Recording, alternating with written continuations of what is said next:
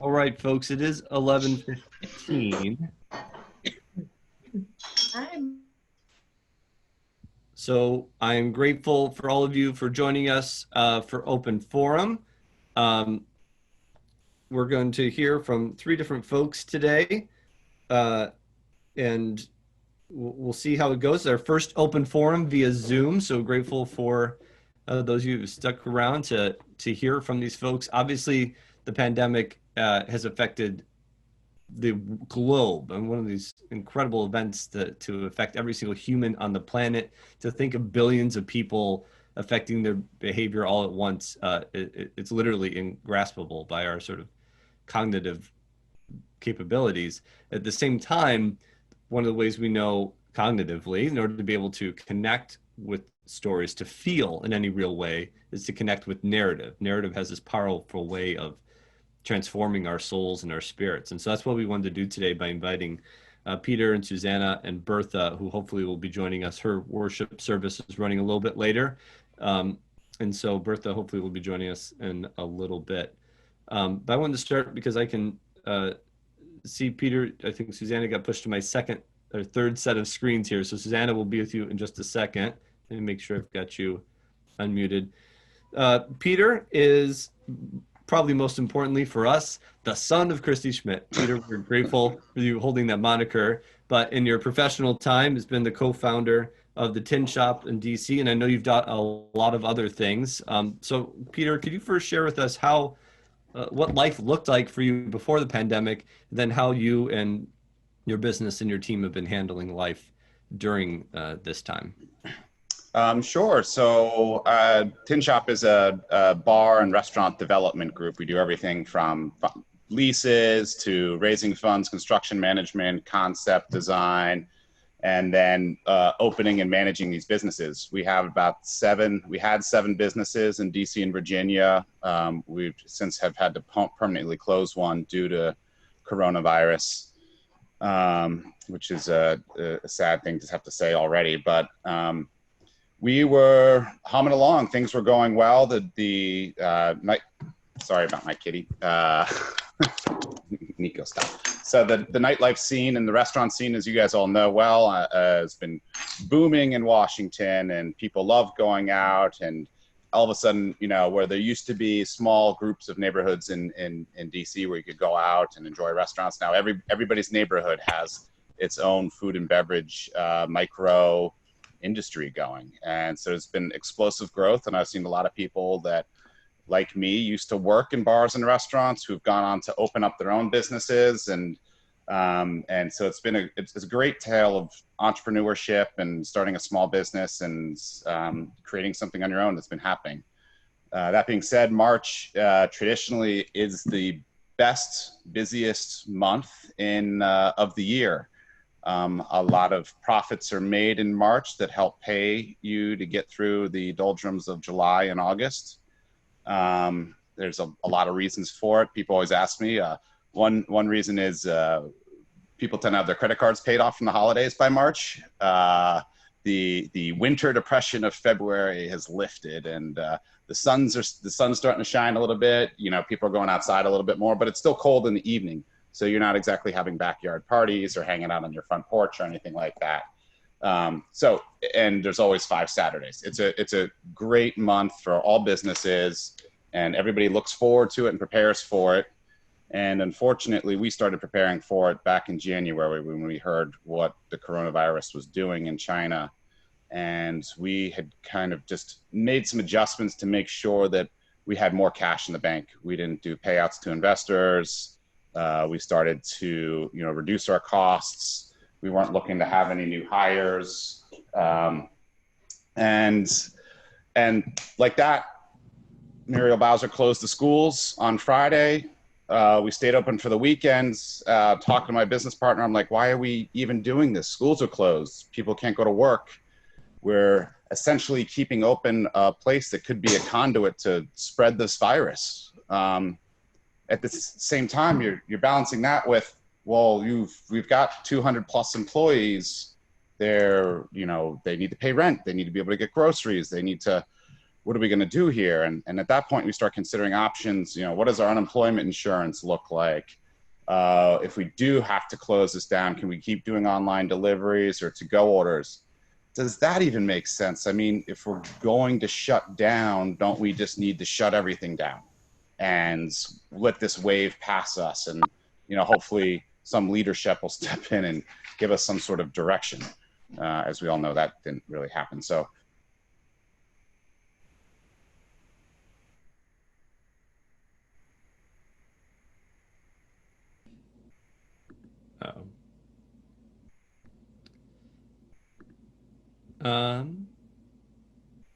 I can see the rest of your videos, but I think Peter froze on us. Hopefully we'll get him back into the call here. But Suzanna, I find you here. All right, I'm gonna unmute you. There's Suzanna. Hey, Suzanna, can you say hi? They'll bring up. Hi. Great. Thanks for being with us today, Suzanna. Suzanna, many of you know, the daughter of Pat and Mary Strauss, but also a college freshman at Smith, right? Mm-hmm. Smith College. Smith College. And I say, I said that sort of hesitantly because right, you are a student in the sense that I believe you're still having classes, but I want to hear from you. What is happening, what was happening, and where are you now? And then also make sure you tell us about your radio show, because that's also important. Well, that is no longer, sadly. But yeah, so I am a freshman at Smith College in Northampton, Massachusetts.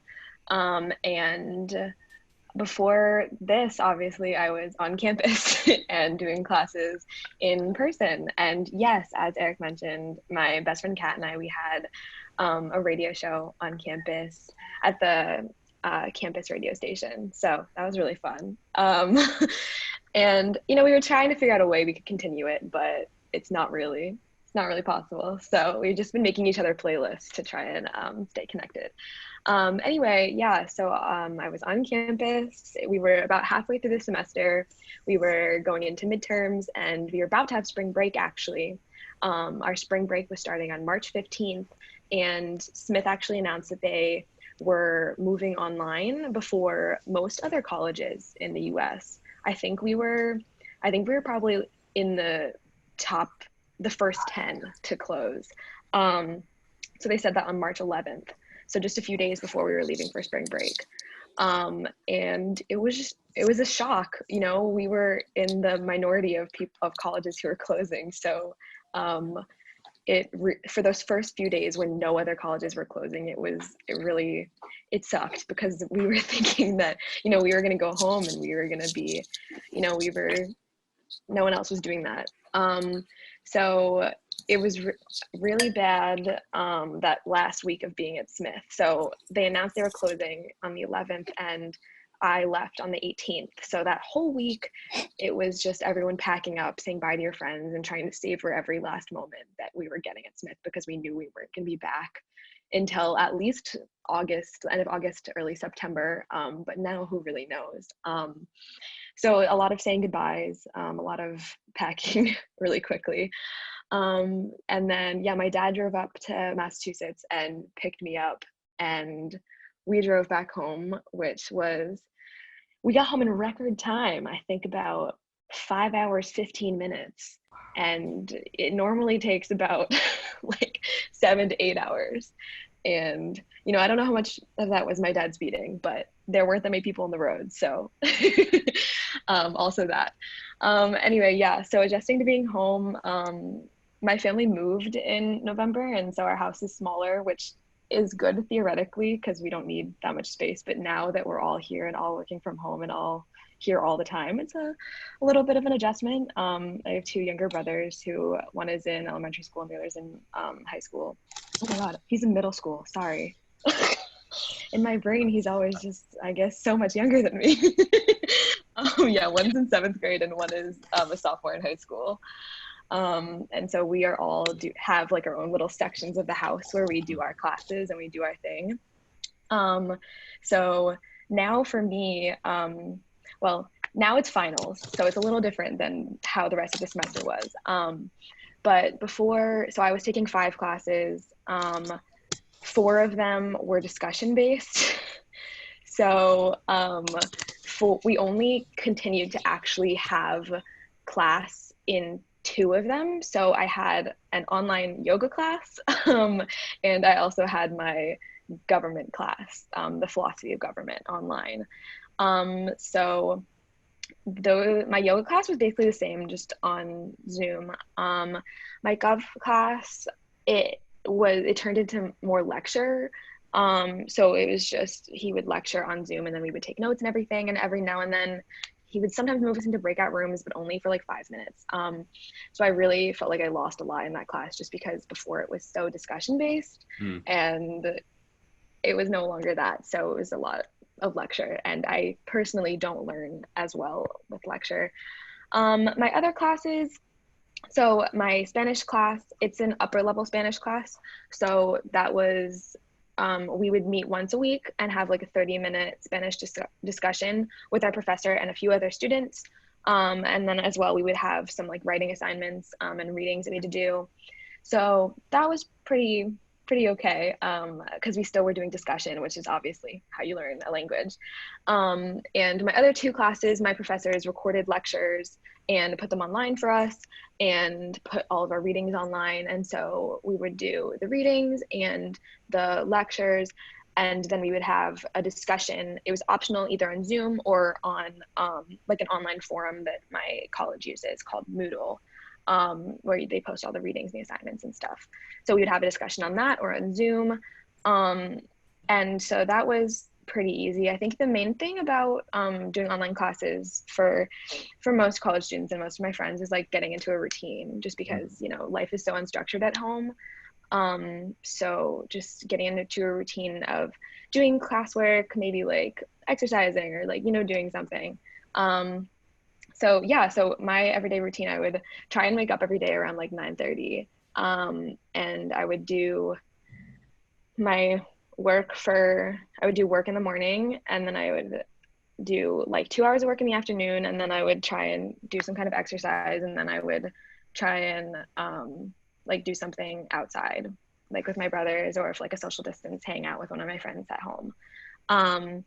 But yeah, so I feel like it's obviously like my experience compared to like the like essential workers and stuff and like people who like have like a business like Peter or something. I don't know. It's it's not as severe. Obviously I wish I was on campus, and I wish that things didn't change as much, and obviously I wish that Corona didn't happen. But yeah, I feel like what you're talking about in church today, like how I sustain myself, is really just like thinking about next semester and thinking about what this is going to be over, or what I'm going to do when all of this is over, and how life is going to go back to some degree of sort of normal. Right. No, I appreciate that. And definitely, you know, this is exactly why we wanted to be together today, was to hear those stories and to sort of get a sense of what does a schedule look like? Like, what are you doing? Like, this is you answered one of my questions, which is what kinds of classes actually work at a college level? You know, I'm seeing my first and second grade kids, and what that means for them for Zoom is like 1 hour. Like that's just all they can take. If we're lucky, they do some homework during the day, right? They bike up and down the street, and I'm really grateful for that. But it's different, and I'm hearing from our high schoolers that they're just having insane amounts of work poured on them now, and so it's interesting to see how that's working differently. We're going back to Peter in just a second, but the question I'll ask Peter is sort of similar when I ask you, Suzanna, is how are you supporting the folks who I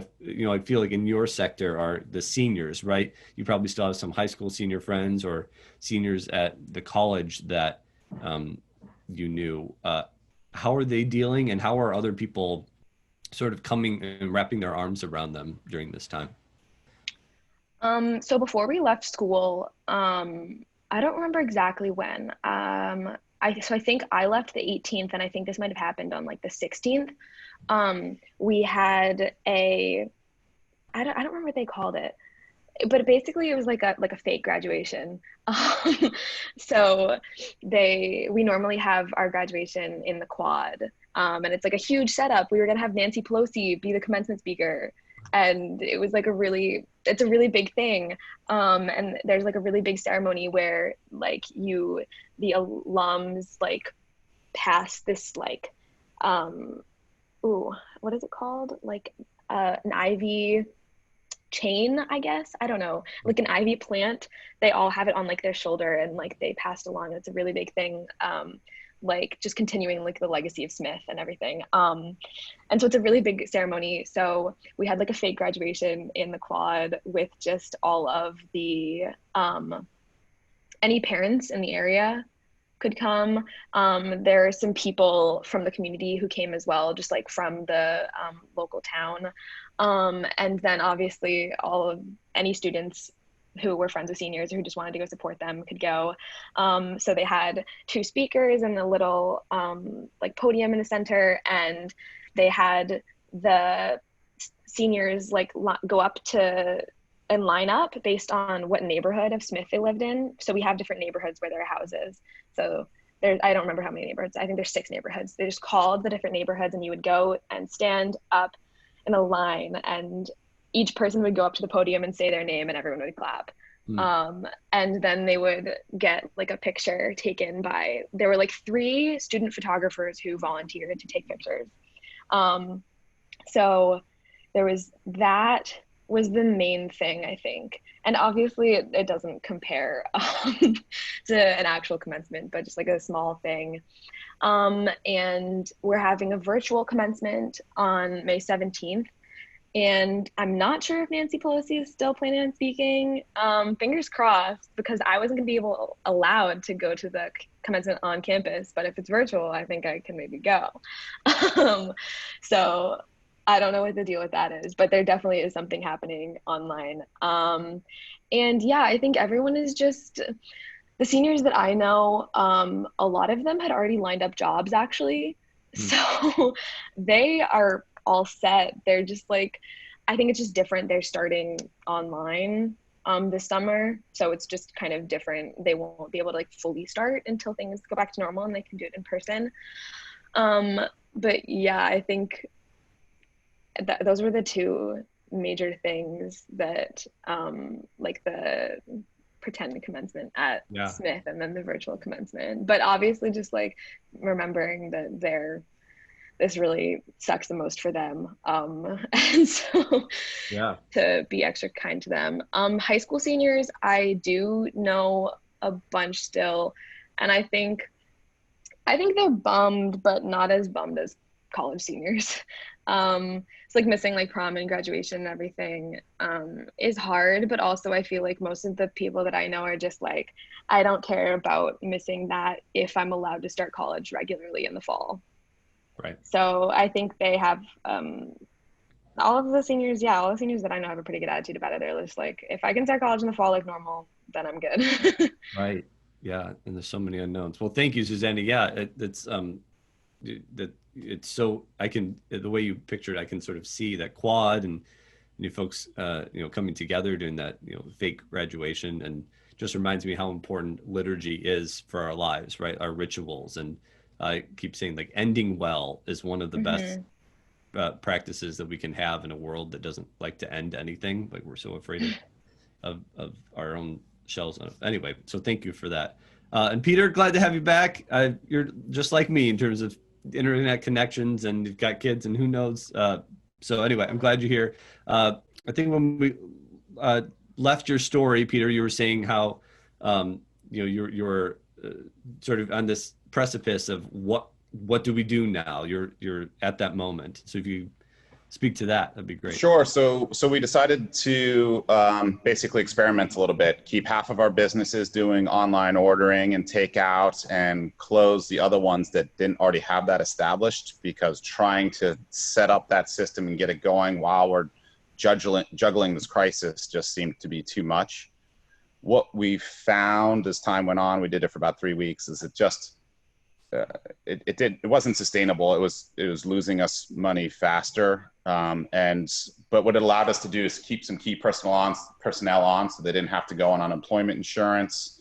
And obviously everybody jumping on to unemployment from the restaurant industry was a total disaster, and the system couldn't help it out. So we were making sure that we were being in touch with our staff that we unfortunately had to furlough and lay off, making sure that they were getting funds, making sure they could pay rent and have food. So we were helping some people out financially there. We were also helping people out with food, because basically from the big food producers, they allocate, half of it to restaurants, half of it to grocery stores. So when the run all happened at the grocery store and there's no food, all of our food distributors still had tons of food because no restaurants were ordering anymore.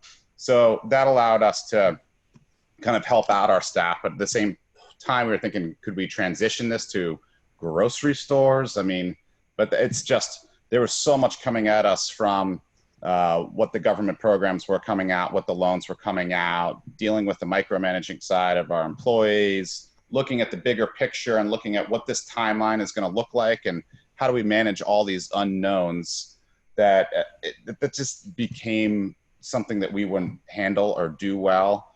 And what we eventually settled on is, okay, we need to shut this all down. We need to turn off our bank accounts. We need to preserve as much cash as possible because we're not going to be able to get a loan. We're not, our major goal here is to be able to reopen and rehire everybody back and to make sure that we have enough financial runway that we can keep it open. Because to be honest, when this, we're allowed to reopen, it's going to be probably 25% of our capacity allowed in. There'll be social distancing measures. Maybe there's no standing at the bar. Maybe we have to rearrange stuff. There's going to be a lot of things to figure out that people just haven't thought of. If you're moving tables, you're moving lights, if you got to shut down bathrooms and because they're too close to the kitchen and move stuff, there's a lot going into that. And so it quickly became, how do we ensure that we are holding on to enough money to weather that storm? Because it's going to be 3 months, and God forbid that this thing comes raging back in the fall and we all have to shut down again. Because that'll be it for a lot of businesses. I will say, you don't see much out there right now about restaurants that have closed. A lot of them are small owners like me, but they might only have one or two. And I think everybody kind of sitting there with their fingers crossed, being like, maybe some answer will come along and I'll be able to open. But as it stands right now, that door is not opening when it's allowed to. Those lights are not going to be turning back on. And talking to one of the dishwasher companies, so commercial dishwashers are very expensive. A lot of times they're leased. And then you're buying the chemicals from them. That's just part of the program. They've removed over 400 commercial dishwashers from Washington, D.C. alone. Whoa. And you don't come in and remove that if you're planning on reopening, because it's a big, complicated process. The dishwasher company won't want to do it. They won't want to spend the hours and the technical labor to come remove it and then come back and install it again in 3 months. There's a lot of places that are closed that are not coming back, and nobody just knows about that yet. So there's a lot of juggling. All my businesses are closed, and I'm working harder than I ever have. That's comes down to what this is about and how crazy it is, and trying to navigate what Congress is doing with the CARES Act and the loans. And I can talk about that if you want. So it doesn't really make sense. They've passed one set of loans called EIDL, which stands for Economic Injury Disaster Loan. That one, if you got it, you're fortunate. I got it at two of my businesses, they'll say, and it was an advance of some funds, and we're waiting on supposedly a longer term loan that'll come in that's 30 years at a reasonable percentage rate. Now, 30 years makes a lot of sense. The PPP loan that's been making all the headlines is the payroll protection program. And that doesn't make sense. And that's what everybody's been clamoring and fighting for. They did one round of it. Basically, nobody in Washington got it. If there's an article in the Post that said, I think 1,100 businesses got it in Washington, D.C. Meanwhile, in Kansas, like 30,000 businesses got it. And we just got, and when you look at the total numbers of what was loaned to Kansas versus Washington, it's less than 10% we got than compared to Kansas. So once again, being born and raised in DC, we got the short end of the stick due to lack of statehood, I would imagine. But the PPP is difficult. Basically, it's a 2-year loan. If you supposedly spend 75% of it on payroll, 25% on rent and utilities, they will forgive it. But there is no language in the loan document that says it will be forgiven. There's no guidance from the SBA that says it will be forgiven. It is right now a 2-year loan that you're personally taking on, and that and we're not legally allowed to open. So then I have to spend it on employees to stay at home and on rents for a space I can't legally use. And I have to spend it all in 8 weeks. Oh my God. We don't know when we're going to open. I mean, the mayor says the peak was supposed to be end of June. And I don't know about you, but when I go up a mountain to the peak, there's usually another slope down the backside of it. I don't like those kinds, but so nobody knows when we're going to open, and to spend all those funds in 8 weeks and have it forgiven, if you then have to lay off those workers again, it will not be forgiven. And there's just no way that anybody can take that risk. And everything I'm hearing from restaurant owners across the country is, this doesn't make sense. We're in a position where we can't take on more debt. This doesn't work for us. We're going to give the funds back. Right. I'm seeing some comments over here. Yes. Yeah. So Connie is also a small business owner. Just had for business, they applied for the IDL right away and didn't hear anything until this weekend. So hoping some chance that you get more. They said they haven't had a fund, but they said they would. So I'm glad to hear for you, Connie, that that's what's been true. And by the way, everyone, was a couple of minutes here. We're going to start the questions. So make sure you find that participants box. If you're using a computer, it's on the bottom line. You click participants, and then eventually you'll see a box come up that has a raise hand button. If you're on an iPad, it's on the top usually, somewhere along those, maybe in the 3-dot button menu. If you're on your phone, you may also have to press the 3-dot menu to get there on the bottom row. And Peter, from everything you said, it sounds like the majority of the work, yes, it's money, but you're so very people focused, which I know it's just in your bones. And really most restaurant owners too, right? I mean, that's, like you said, Yep. 200 employees, you're dealing with so many people, so many stories, so many narratives. I had a friend down the block who works in a media newsroom, and he's starting to get phone calls, right, from folks who say, hey, do you remember me? You don't know each other very well, but I worked for you in such and such a place. I just got laid off.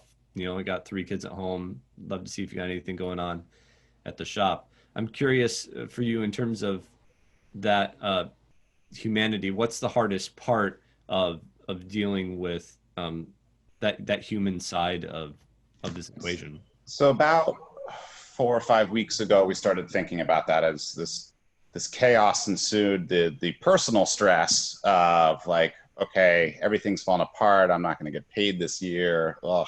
Like, how do I keep myself mentally healthy throughout this whole process?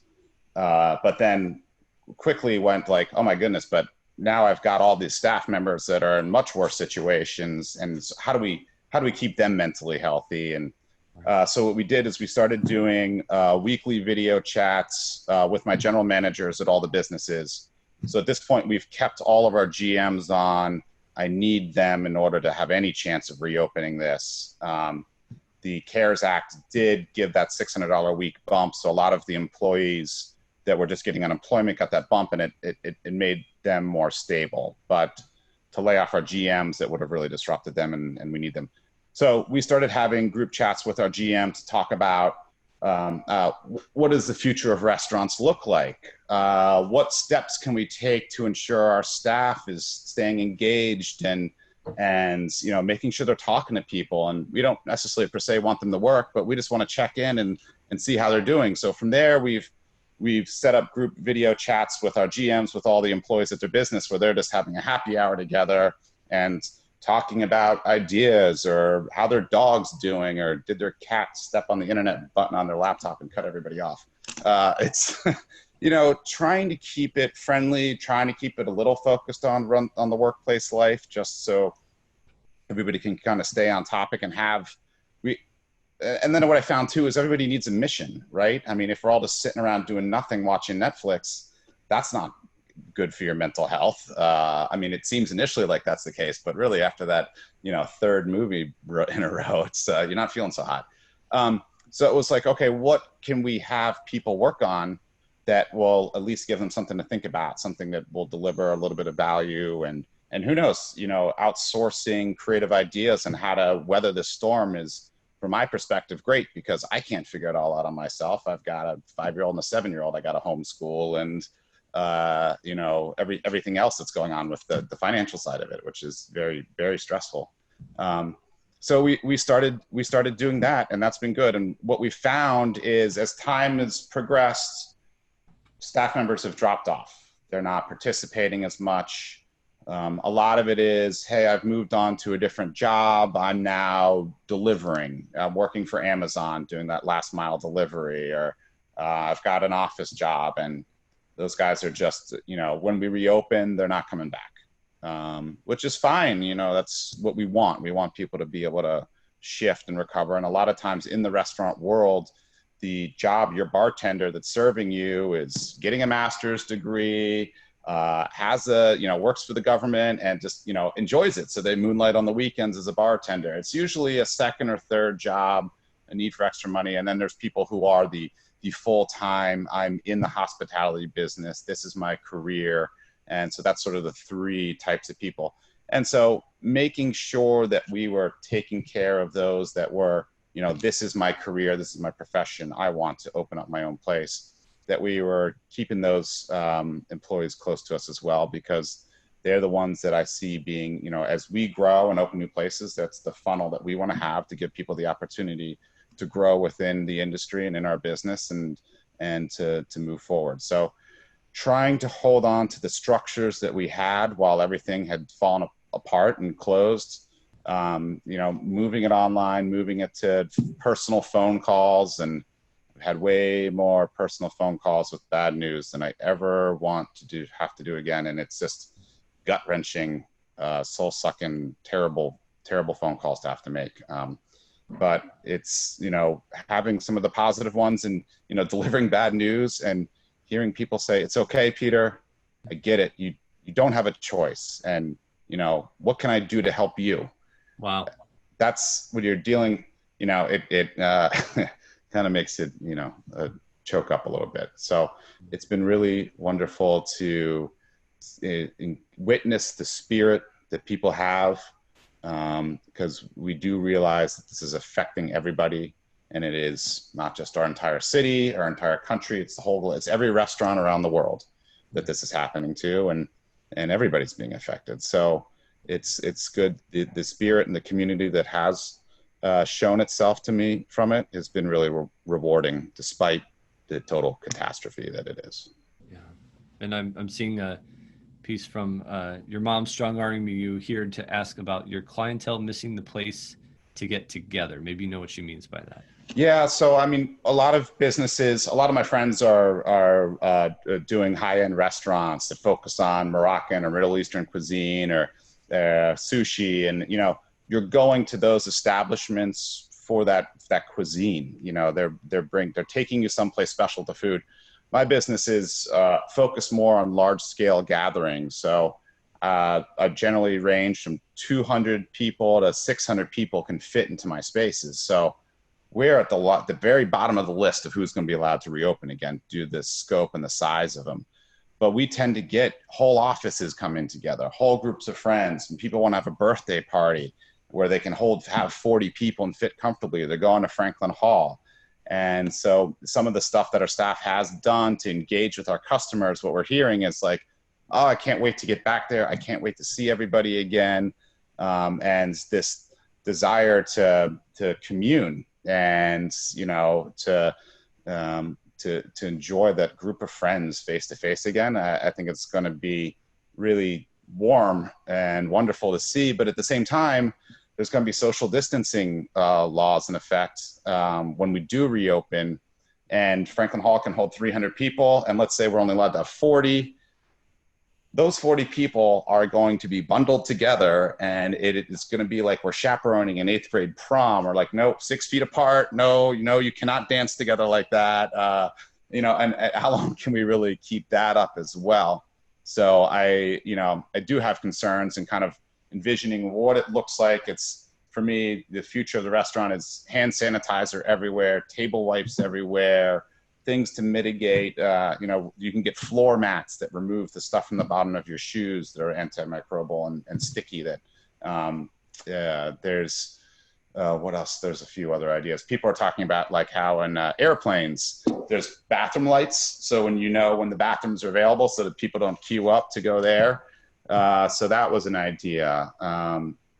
Getting rid of high contact points. So door handles, every door gets a foot pedal at the bottom that you can put your shoe on to open. But another high contact point thing that I've always hated in this business is menus. They're a terrible waste of paper and everything, but everybody touches them. So menus are gone. It's over. And you're going to instead be relying on this. And this is where you're going to see the menu. And there's technology that we're implementing. When you sit down at the table, there'll be a sticker on it with a QR code. You put your camera on it, and a button will pop up. It'll open up a website with our menu. You choose what you want, and you pay with Apple Pay or Android Pay. It prints the ticket in the kitchen where the food is cooked. The food runner, because of the QR codes, knows exactly where you're sitting, and they'll come and run that food and drop it off to you. Now, somehow they'll still have to keep 6 feet away from you while they drop it off, but the last 6 feet is the toughest part. Yeah, the last mile of it feels even bigger than a mile at this point. Wow.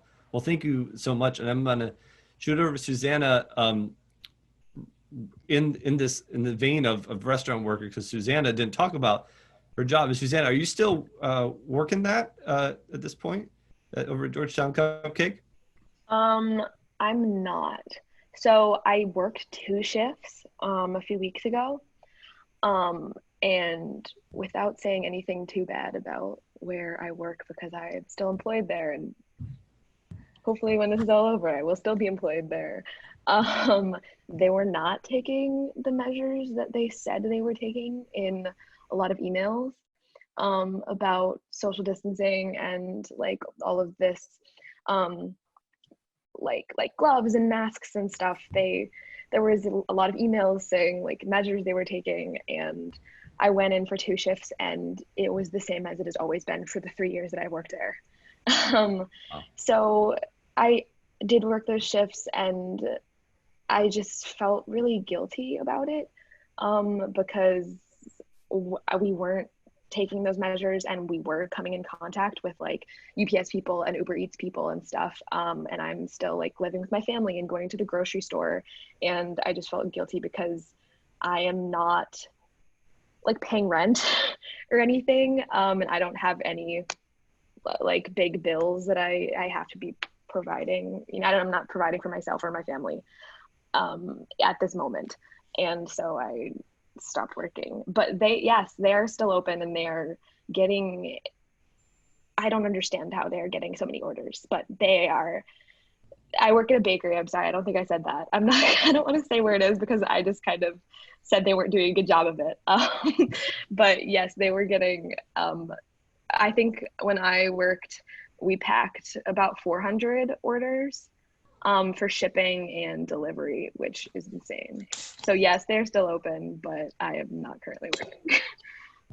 Well, thank you. Yeah, I was curious your perspective, and also I know you're a good soul. If you're like, this doesn't feel right, that you did something about it. So good for you. I don't think Bertha ever got on our call, but I invite you all, if you have any questions for Peter and Suzanna, to find that raise hand button in the participants box. I am certainly, as we wait for that, just so grateful for you all both showing up today, and also just continuing to live into your moments and your stories. So thank you for that. Eric is asking, and of course you can also type questions in the chat box and we'll try to get to them as well. Eric is asking about the long-term impact on urban life, on where young people have come to love living downtown, right? I mean, DC kind of blossomed in the past few decades because, you know, folks in their 20s started checking up and, 6 to 10 people in a condo or an apartment in downtown, and then eventually meet your love of your life and find a house in the suburbs and start the cycle again, right? So curious, and Jim Shelhamer is on our call too, retired at NIH, who spent his whole time um, researching pulmonary disease and can say more too. But I'm curious for Suzanna, and probably more in your friend group, and for Peter, for those clientele, right, that you're seeing, if you see any impact, if you see people moving. I, for one, my brother-in-law and sister-in-law live in Brooklyn, and they already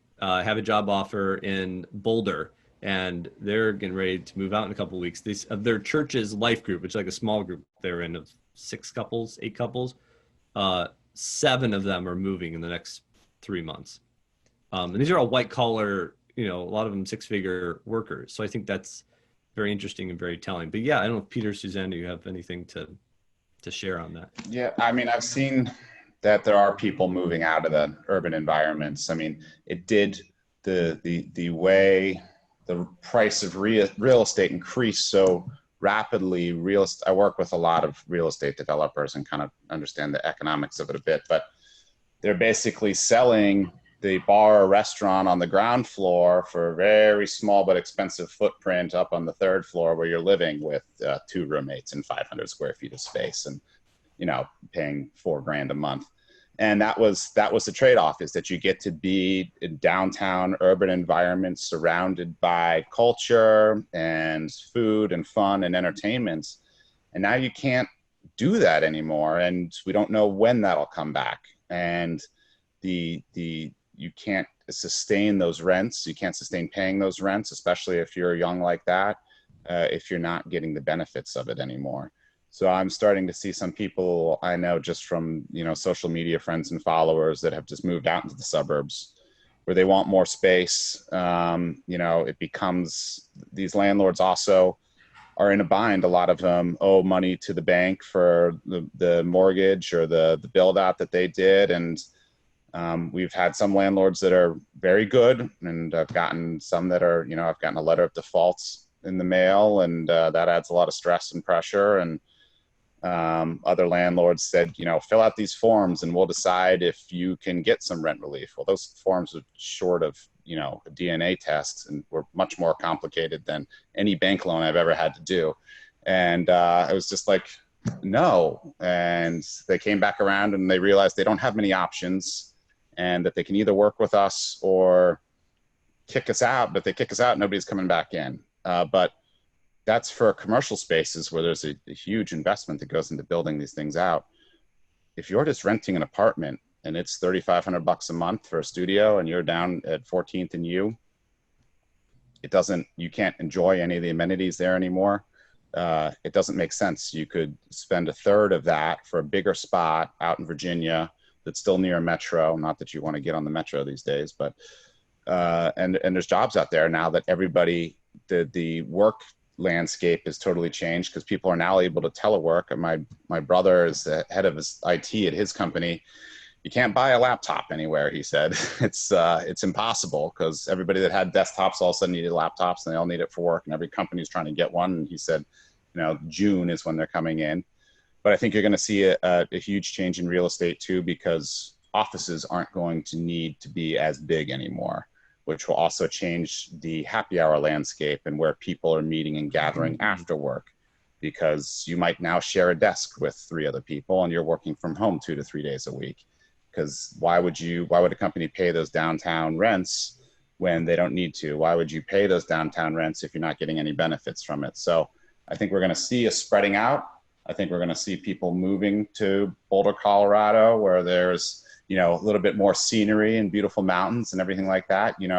There's that fresh air. I think people are starting to change their perspective a little bit as there's no cars on the road. The air is getting clearer. You feel nature kind of taking it all back. And people are realizing what they gave up. And I think that we'll see a bit of a paradigm shift where people just want to lead and live their lives. A new Walden Pond movement. Yeah. That'll be really interesting. Susanna, do you know, and at least for me, that was the dream, make it to the city and live with your friends. And for me, that was Chicago growing up. I don't know, do you see a shift in just sort of the conversation with your friends and the way they talk about the job future and where they would live? That's not really a hot topic right now, to be honest with you. Yeah. But I know personally for me, I've grown up in DC and I can't imagine myself not in the city. But also obviously seeing the long-term effects of this, maybe that will change my mind. I don't know. Yeah, I don't have a lot of experience. I'm still young yet, so I don't have a lot of experience of like the moving and stuff, or like rent and stuff, buy my own place. Yeah. I started seminary, so grad school, in fall of 2008, right? So I knew I was going straight from undergrad to seminary, and I had 3 years of a master's program. And man, that timing was good, right? In terms of, for me as a pastor, being able to know I had 3 years where the economy could recover enough so churches could be hiring full-time pastors again. So it was really great for that. Connie, oh, Yep, sorry.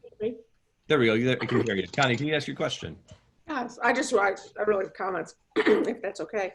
So during this time, I know that Peter's restaurants aren't open, but I would just encourage people who are buying things to think about local companies or smaller companies or personal companies. Sometimes it might be something you like and it's in Chicago, but it can ship, but it's not a big, and all of us are buying stuff on Amazon. I mean, if you can find Clorox wipes, go for it. And of course it's easy, and there's ways in which that's definitely the way to go. But I just want, it's good for people to think about local too, and to support the businesses that they hope are there at the end of all of this. So I think that that's one thing I want to say. The other thing I would just comment on, so Rick has a commercial building at 13th and U, which he and his brother bought and renovated. So the building was literally collapsing. So I don't know what the rent status is going to be of the people who are renting from him, but I would just say that the landlords are not always big landlords. They have just this 4,000 square foot building, and they renovated a building that was literally collapsing in an area, literally, and it was falling off. So, the landlords are not necessarily like the bad guys. Now for our business, we also have to pay the rent. So I understand both sides of the transaction. I'm not anti-renters. I'm not anti the renter either. But some of the people who have buildings have put a lot of money into renovating those neighborhoods. So people may not be able to afford it. I'm not saying that, but it's just not automatic that they shouldn't have to pay, that the rent should be lowered or whatever. And his is 100% commercial, so it's just 100% commercial. But anyway, I throw that out just in terms of local and small. Thank you. Yes. Yeah, absolutely. Think local, think small. If you need a sign made, talk to Connie. For sure. And yeah, Peter's saying, responding to the Traus's. So Dan Strauss and Vic Fernandez living there in Adams Morgan. They don't know anyone considering move, though their friends are mostly homeowners versus renters, and that is a different part of the equation. They're a great walkable community, and they're grateful for that. And it's this thing that the urbanist trend has been towards more dense communities, which so many of us who live in this area love. The reason we're here, that does make social distancing a challenge. Absolutely. So thank you for that, Callie, and for Fernandez. Anybody else? Any other questions? I know in Zoom time, I know for me at least, I get more angsty sitting in a Zoom call. I think personally, I was reading something about this as an extrovert. Right, extroverts are innately a little more like trying to read body language all the time, right? So when you've got dozens of people whose body language you're trying to read constantly, you get more and more tired more quickly. So if you've ever felt that phenomenon, you may be in the same place. Jim, I'm going to unmute you. I don't know if there's anything you've heard said here you wanted to respond to. Again, Jim, retired researcher at NIH. I've got you unmuted. That's fine, Eric. I have to say I was impressed with both the speakers today, and I was also impressed with the depth of the effect that this time has had on certainly the speakers, but I think all of us. I was trying to think as they were talking about what getting back to normal is, and I think many people have suggested this, that we're not going back to normal. We're going to try to find some new stability somewhere, I hope, but I think that's going to take a significant amount of time. And so in the meantime, I just hope everyone stays safe as best you can. Thanks, Jim. And we plan on having another conversation next week. Yeah, we wish we had crystal balls for the vision of the future. That's right, Dale. Jim or Suzanne, anything else, any questions I didn't ask or things that you wish you could say? We're really grateful for you being here. And for it's like I said to you in the email, it's so easy to see it headlines and to get frustrated and then just pull off the news, but to hear first person narratives and to see the sort of intricacies of how that's affecting you. We're just grateful that you're sustaining yourselves, and please let us know, obviously, how we can help sustain you as part of your family of faith and friends, and we're here for you guys in every way we can. Next week, we are going to have another open forum at this time, and we're going to look a little bit more and talk a little bit more about the medical side. Hopefully we can get Bertha on the call. If not, certainly Brad Hunter, who's a doctor in our practicing family medicine in our congregation, will be with us. And I forget our other speakers, but we definitely. So let me. Yeah, go ahead, Christy. I'll say a bit about it. We're gonna look at what's going on in our whole healthcare system. So we're very lucky Susan Genser is going to give an overview of what's happening, what's working, what's collapsing. She's been doing a lot of work talking with nurses and hospital administrators and so on throughout the nation. So she'll give us an overview. And then, as you said, Brad Hunter, who runs a private medical practice, will talk to us about what it's like being a GP and how those medical practices are faring or not faring well, because they're also small businesses. And then we hope that Larry Maxwell, who is one of the heads of Inova Virginia, will talk to us about what's the perspective of a major hospital and how they're still preparing for a surge, but that part of that surge is already there and what that's like. So that's up for next week. And I'm excited for that conversation as well. Big thanks to Eric Woodworth and Christy Schmidt. Thank you so much, both of you, for helping to organize both these open forums. We'll see you all next week. I'm going to end with a quick prayer, of course, if you have to end off, just as a way of blessing and giving thanks for this time and what we've learned. Holy God, I am grateful. And in the midst of this chaos and the darkness, we are grateful for light, for stories that even as people are suffering, that we see their light shining through. And so we're grateful, and we pray your blessings on Suzanna and for Peter and for all those that they employ and work with and are in relationship with, that you would support them in the ministry of their lives as they learn and grow and try to be leaders in their lives. And be with all of us, that we could share a little bit of light in the midst of this chaos, that your light would shine through in us. Help us to see it, to punch through the anxiety and the frustration that often can sour and scar our own hearts. We're grateful for this day and for the time you give us. Amen. Thanks to all of you. And if you have any youth in your house, we have youth Sunday school at 1:30. Otherwise, blessings on your week. We have our CCPC trivia night coming up Friday night, if anybody is into trivia and that sort of thing. So hope we'll see some of y'all at trivia night on Friday night. Check your emails. Thanks again, Peter and Suzanna. Big muted round of applause for these guys. Woo! So thanks so much again. We appreciate it.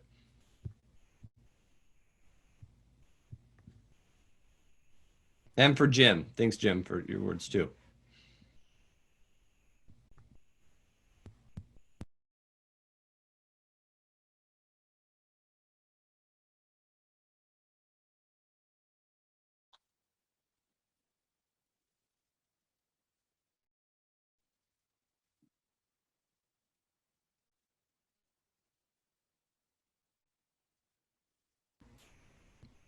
Eric, thanks again. Chewing a bran muffin, aka communion bread. But thanks for that. And yeah, thanks. You did a great job. It's not easy to coordinate these online things. I mean, on the one hand, it works really well. On the other hand, it's a little difficult when the technical gremlins. Oh yeah, it happens, and people are really generous, which is nice. Yeah, no, an understanding. So yeah, Bertha, I was just on the phone with her. She did finish really late. She was trying to get kind of right as you were starting the prayer. She was asking me for the code. I just said, don't worry about it. We'll try some other time. She was just having difficulties, so it's fine. Yeah. Yeah, I wondered, and I was like, Then Friday came along and was like, well, we've got 2 confirmed folks, and that's, I mean, really, for as much time, we went even farther than I thought we were going to be able to handle. We started with 46, I think, 49, maybe almost 50 people on the call, which is, as you know, open forum is usually, I mean, if you imagine even 5 of them are duds, that's still pretty amazing. Yeah, no, it's very good. So thank you so much for making that happen. No, well, you got it to happen. I just threw in got a few people in there, which is great. I mean, that was I figured if we had 3 people and one can't make it, at least there's some, we still have 2 people. That's the beauty of that. Yeah, absolutely. Yeah.